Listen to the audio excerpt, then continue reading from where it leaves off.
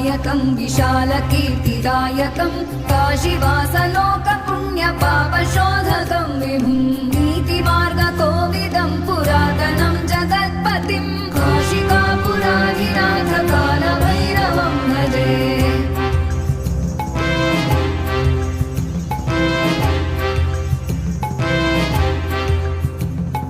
कालभैरवाष्टकं पठन्